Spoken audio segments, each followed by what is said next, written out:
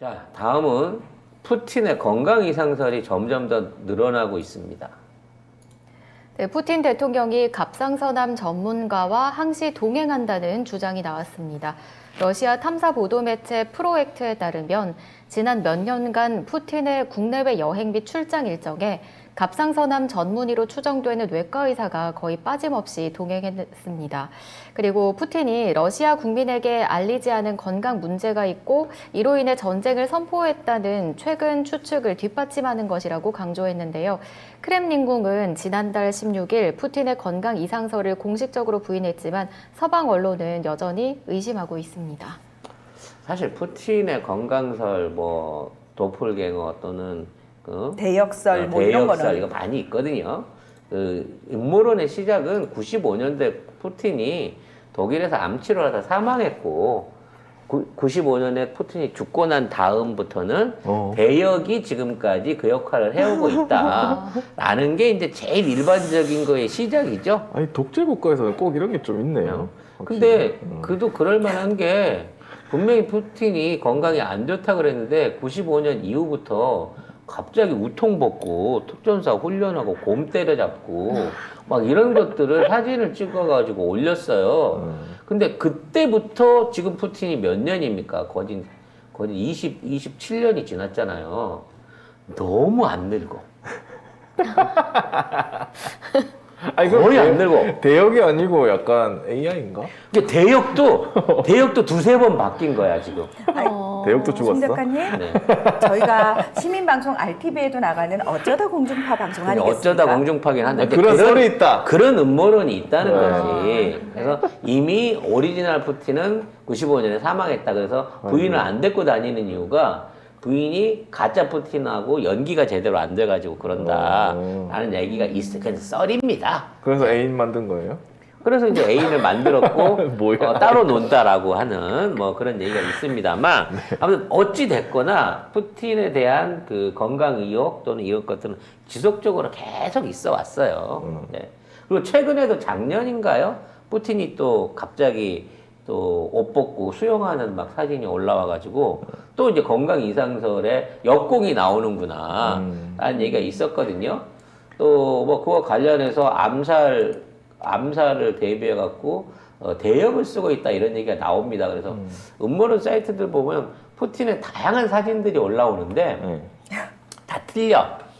여기 나타난 거랑 저기 나타난 거랑. 아, 그래요? 예, 틀린 뭐 이런 증거 사진들도 많이 옵니다. 근데 정작 중요한 건 지금 있는 푸틴이 저렇게 계속 실수를 하고 뭔가를 제대로 정책을 못 피고 있는 게 정상적인 판단을 할 수 있는 수준의 건강 상태가 아니지 않냐라는 의심은 오래전부터 있었어요. 근데 저는 그 앞에 갑상선암 이거 전문의와 항시 동행한다 이거 딱 봤을 때 그러면 언제든 갑상선암으로 죽을 수도 있다는 소리네? 이런 생각이 들더라고요. 근데 이게 갑상선암 전문가로서 이런 말씀을 드리자면 그건 또 왜 전문가신가요? 왜, 제 왜죠? 아버님이 그걸로 돌아가셨고 어머님도 지금 아이고. 그게 안 좋으셔가지고 제가 개인적으로 가족력인 것 같아갖고 연구를 많이 했거든요. 근데 이제 갑상선이 이제 그 두 가지 경우는 항진증이 있고 그다음에 그 결핍으로 오는 게 있는데 이렇게 되면 체중 변화가 바로 일어나거든요. 그래서 그런 이제 사람이 마르고 체중 변화가 일어나는 모습이 있느냐라는 부분에서 보면 돼요. 그러면 최근 들어 푸틴의 얼굴이 부쩍 그 수척해진 거는 사실입니다. 얼굴이나 볼이 있는데 살 같은 게 최근 사진 보면 많이 빠졌고 뭐 그 눈매라든지 눈동자 색깔이 약간 옅어지는 듯한 느낌. 그러니까 무기력한 느낌이 드는 건 있어요. 네.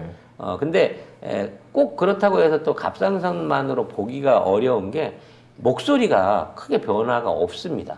목소리는 원래 잘 안 변하니까. 그리고 또 그게 목이 있는 데가 이제 붓거든요. 이게 그런 증상이 아직 안 보이기 때문에 최소한 그걸로 봐서 중기 이상의 심각한 저기는 아닐 거다라고 예측은 됩니다만 원래 갑상선이라는 게 눈에 보이는 것보다 사람은 조금씩 무너뜨리거든요. 그렇기 때문에 어느 정도 질병이 있을 수는 있다는 거지. 근데 지금 하고 있는 얘기들이 뭐냐면 정상적인 판단이 안 된다, 치매다, 뭐 약물에 의존하고 있다라는 얘기가 나올 정도로 정상적인 상태가 아니라는 설들이 나와요. 그래서 뭐 사실인지 아닌지는 모르겠으나 그 내부 사정인지는 잘 모르겠으나 푸틴이 기존에 있는 사람들한테 인해장명에 둘러싸여 갖고 제대로 된 보고를 못 받고 있어서 지금 이걸 제대로 추진을 못 하고 있다라는 설이 있는 거고 보고를 제대로 받는데도 불구하고 판단력이 흐려져 가지고 제대로 된 지휘가 안 되고 있다라는 설도 이중으로 존재하고 있어요. 근데 제일 중요한 건 푸틴의 측근들이나 군사 각 사령부의 군의 중심이 되는 사람들이 푸틴하고 같이 안 있다는 건 사실인 것 같아요. 다른 도시에 있어. 아 그래요? 네, 그래서 모스크바 안 있고? 모스크바에 안 있고 다 지방 도시 쪽으로 전부 다 지휘부가 뿔뿔이 흩어져 있는 상황은 맞는 것 같다라는 게 지금 들어와 있는 현재까지 정보의 중심입니다. 근데 제일 중요한 건 러시아 민심이 오히려 더 똘똘 뭉치고 있어요. 80%가 넘죠. 네, 지지율이. 지지율이 80%가 넘고 있는 상황이라서 이 정도의 지지율이 있는 상황에서 푸틴을 쿠데타로 뒤집기는 힘들다는 거예요. 그렇기 때문에 결국 푸틴이 복귀할 가능성이 높고 그랬을 때 푸틴이 어떤 판단을 할 것이냐.